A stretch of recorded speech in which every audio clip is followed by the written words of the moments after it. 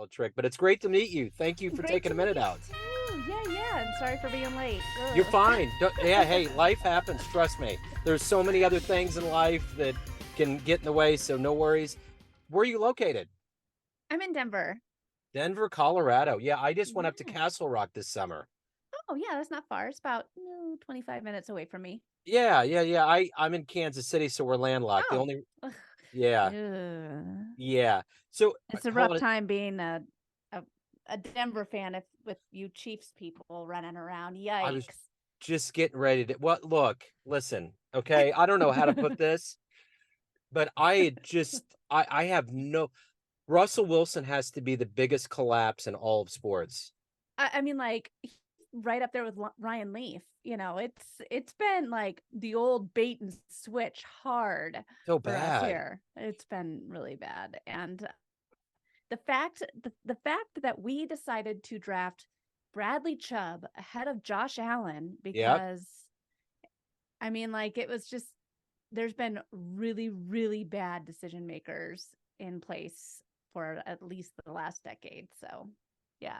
You know, the interesting thing about you saying that is Patrick Mahomes almost went to Chicago, and there was Uh a huh. film that was made about how we vetted him. Brett Veach was on the inside. They had Mahomes on the radar.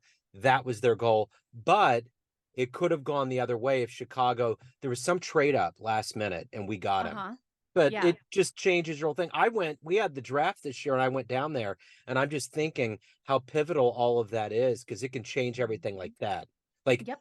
we were the Kansas City Griefs for 30 years. Yeah. Everybody said Well, if we win the Super Bowl, the world could potentially come to an end. That was the joke. And it did. uh After huh. our parade, the world stopped in 2020. We made the world stop. It was because of the Chiefs.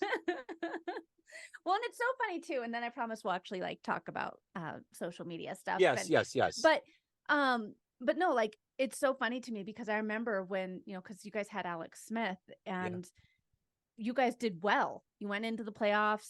Alex Smith was doing well. And then Alex Smith, you guys traded to Washington. And we're like, what? You guys did well with him. And it's like, no. Mahomes is ready. And I was like, Yep. that's bold move there. Like going deep in the playoffs and then trading your starting quarterback away to I let know. some unknown guy.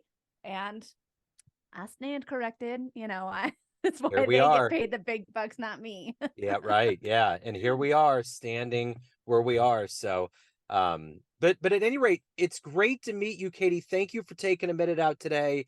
And before we get into your life of social media and all of the onion layers that have gone into who you are, I want to Yeah. know how did you survive the last 3.5+ years in a pandemic and how has it changed you?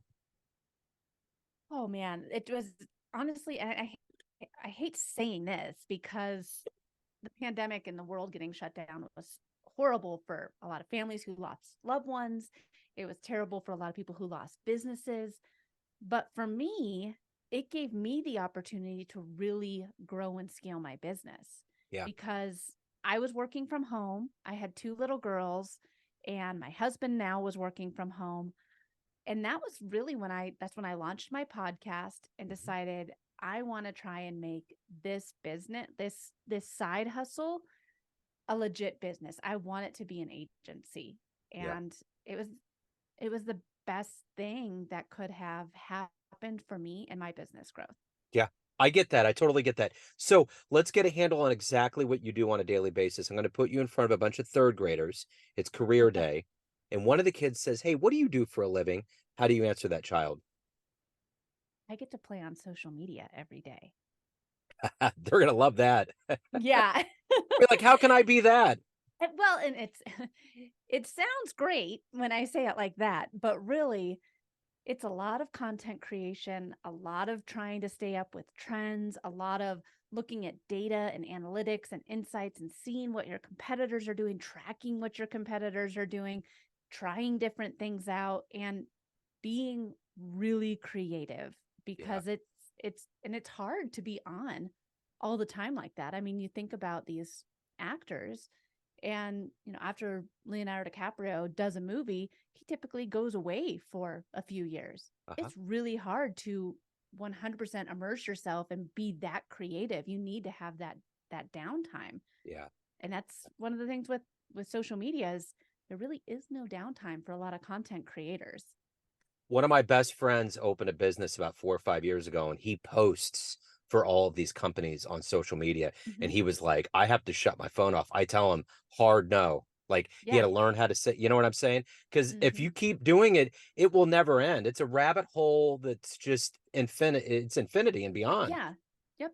Exactly. And it's interesting because, again, like I say, oh, I get to play on social media every day. Isn't that fun? I get paid to be on social, but it's a job. And Yeah, just like anytime you have a job, it does take away some of the joy yeah, of being on these platforms. And it's not often that I go on and just consume. yeah, When I go on to these social media platforms, I'm working. yeah, I'm connecting with ideal clients and customers. I'm engaging. I'm creating content. I'm looking at data. But most of the time, and it's funny because I'm not on TikTok. I was during the pandemic, but now that the world has opened up, I just don't have the capacity to watch yeah, that much content and go down those rabbit holes. yeah, So it's it it's a lot, but I yeah, love what I do. yeah. That's it. That's the key. So, when you were in the 3rd grade, what did you want to be when you grew up? I wanted to be a sports reporter. Really? Okay. Mhm. So let me ask you this. If you could go back in time and see any sporting event with your own eyes, where are you going? Ooh, I probably, man, I've been to a lot of great sporting events. I went to the Colorado Rockies' very first game in New Wow. York.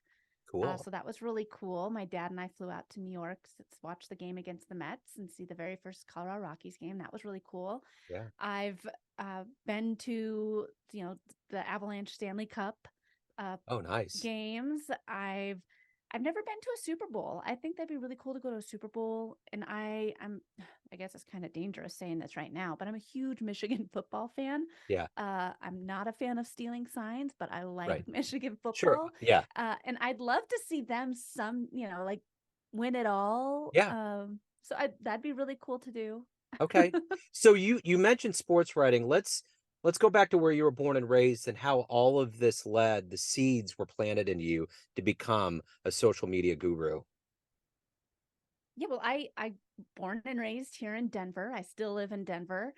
I'm an only child, and I grew up playing all the sports. And one of the sports that I played was softball.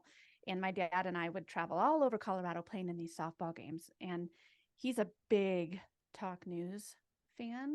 Okay. So we would be in the car for hours, and I'd be listening to talk radio, which was uh, I mean, like I was a 10, 11, 12-year-old girl and listening to Whew, these, yeah, it was rough. that's a But lot. this is the thing. There was a woman that her name is Susie Wargin, and she would come on at the top of the hour and give the sports updates, and she was the sports chick. Yeah. And I thought it was so cool after listening to these dudes talk about sports and news and politics for hours to have this woman come on and talk sports Yeah. and just give a quick update. And I was like, that's what I want to do when I grow up. Yeah. That's awesome. And it was for me. I went to college. I played collegiate softball, and I wanted to be a sports reporter. And I was fortunate enough, I landed my dream job after college, and I worked with Susie Wargin. She was my mentor, Wow. and it was amazing. Yeah. But then this whole Sirius XM thing came out, and everyone in the radio industry was like, "Ah, the world is ending. It's over. That's the end of radio." And Yeah. so Susie moved into television. I had no TV experience. I had very little sports writing experience. So I moved into marketing, Yeah. and I was the marketing manager for the Colorado Rockies TV station and loved that job. I handled the social media, I handled the media buys, script writing, and then my position was eliminated uh, after Oh, um, after about 5 years there. And I remember sitting in my boss's office at the time and said, "Oh, Jen, I just don't know what I'm going to do." And she said, "Katie, you're so good at social media. I would love to see you find a way where that's all you do." mm, And so she just kind of gave me the the nudge into just seeing, okay, well, let's just see if I can find a client or two where I just do their social media for them. And but after set about 9 months, I was making what I was making at the TV station just Yeah. as a side hustle. And so I was like, well, maybe I'm onto something here. And Yeah.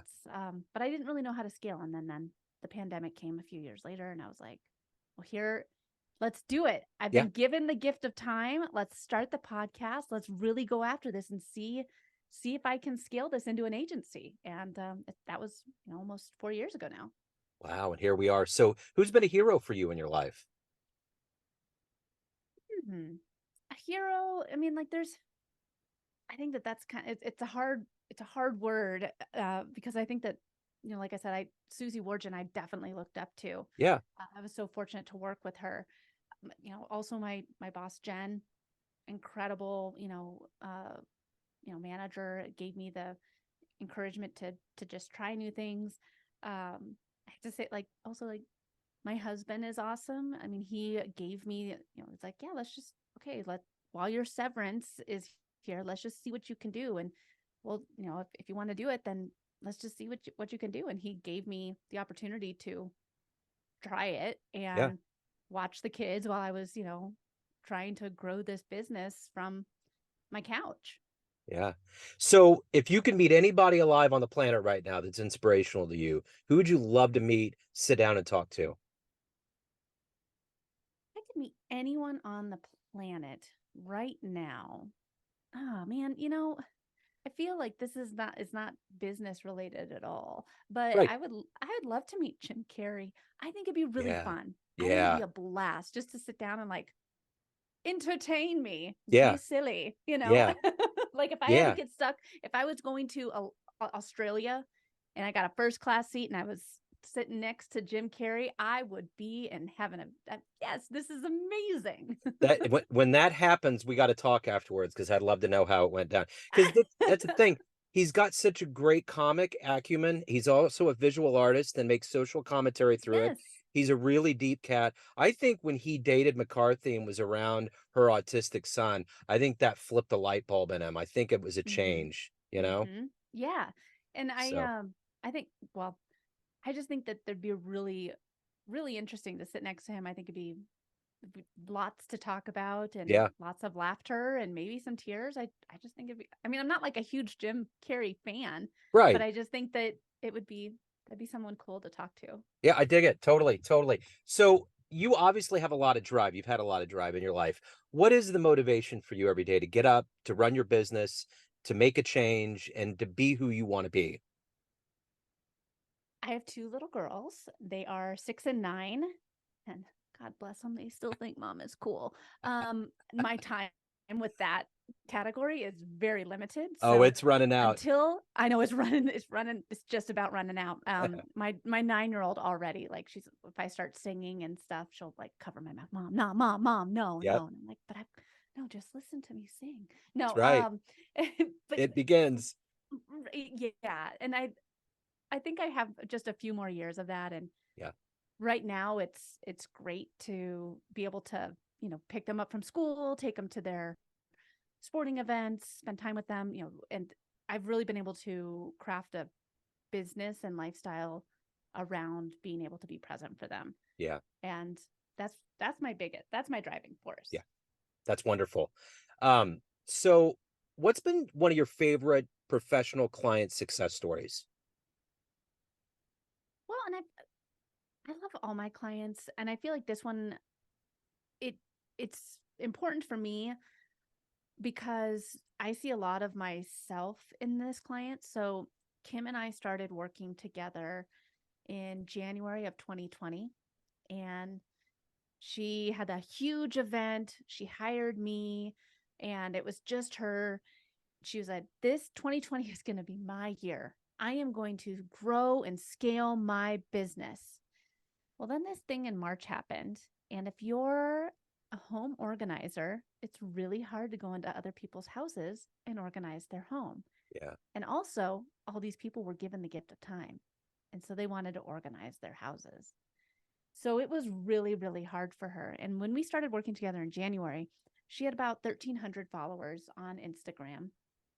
And we were able to grow and scale and pivot her business during the pandemic to where she not only was able to keep her business, but she was able to scale it.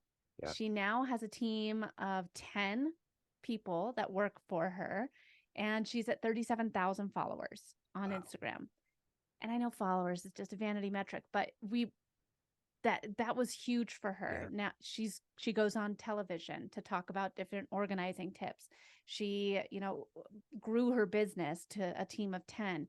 She's doing all these things, and we didn't do a single paid ad for Wow. her this whole time.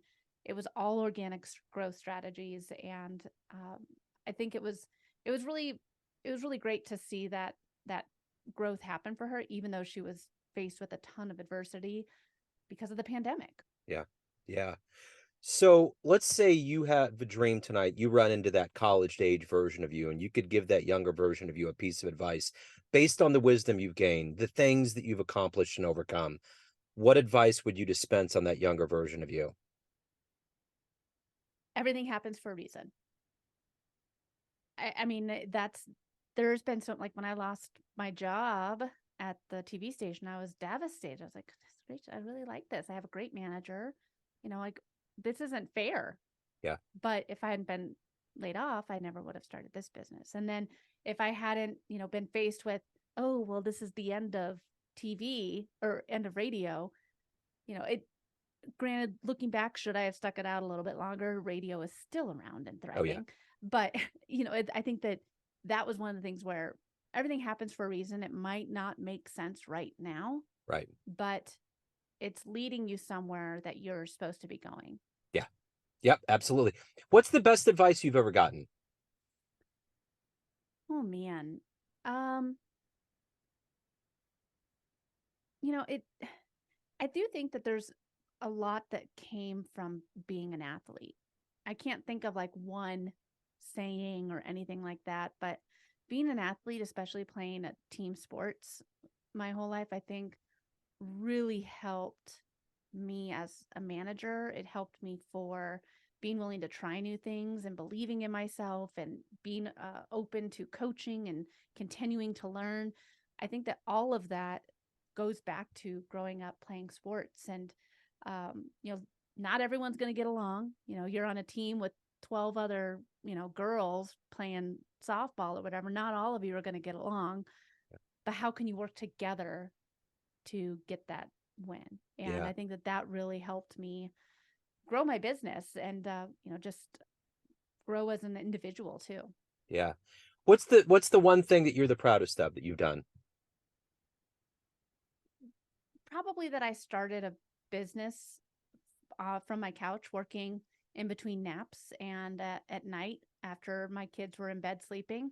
And it's grown into an agency with 8 employees, and we've got a number of clients all over the country. And I think that I never would have, it was supposed to just be something until I found my next corporate job. And here we are. And I really, at this, I mean, everything happens for a reason. Yeah. At this point in my life, I can't imagine doing anything else. Yeah. So everyone has a perception of you, family, friends, clients, colleagues, but you run the show. What is Mhm. your perception of you? Who do you think you are? Have you ever read the book by Bob Berg, The Go Giver? I haven't I know about it, but I haven't read it. It's a really good book. Yeah. And I've really tried to model my life and my business around that sort of mentality where sometimes like it's like, gosh, I feel like I'm just doing this for free, but really a lot of there's so many different things where you don't know how it's going to come back to you or how that's going to affect somebody else's life. um I think that with all of this, I think that you never know what somebody else is going through or what somebody else's struggles are at home, and someone might just be having a bad day, Yeah. and unfortunately you might be the person that's getting it taken out on you. But if you can just live your life with a giving mentality, and some sort of understanding, I think that it's going to make make the world a better place. I know that sounds Yeah. pretty woo woo, but I just think that we just need more. All of us need to have more of that in our lives of just taking a step back, trying to lead with a giving mentality and a little bit of understanding. I think that's the thing that's hopefully an outgrowth of living through this pandemic is that people realize that our existence is temporal and taking care of each other means more than anything else because we're not leaving with any of it. You know, Yeah. we're just Yeah. leaving with an impression and whatever love we can give to our kids and to those around us. It's a pretty big deal. So, Hmm. Muhammad Ali talked about it all the time and he knew what he was talking about. Yeah, he did. So, Katie, if anyone wants to hire you, learn more about you, anything about your world, where can they go? KatieBrinkley.com is the best place to learn about all things Katie Brinkley, the podcast, social media, and the agency. Excellent. Katie, thank you so much. And look, football is all about karma. And one way or another, things are going to turn around in your town. I know it will. Oh, it's gonna, I still feel like it's gonna be rough for us Broncos Oh, fans for a little while. I have people I know locally. There's a guy locally that is a huge Denver fan, and I don't even bring it up. I just walk in and I look at him and he's like, don't. It's just I like, know. don't Yeah, do it.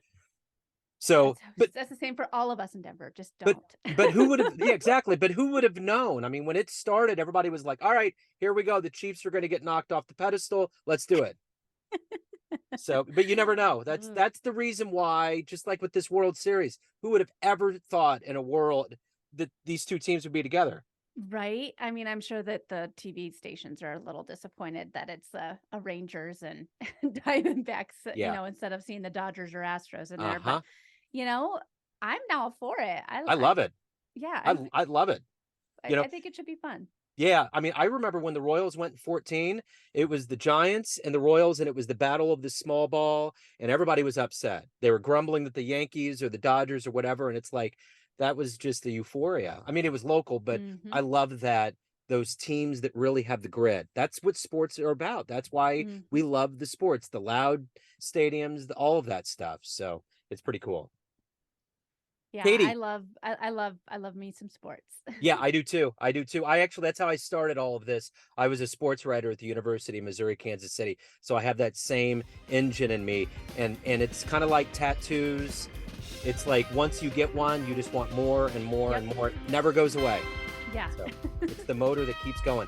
Katie, this has been wonderful. Thank you so much for taking time out. Thank you for your story and best of luck with everything. Thank you so much for having me. Absolutely. Take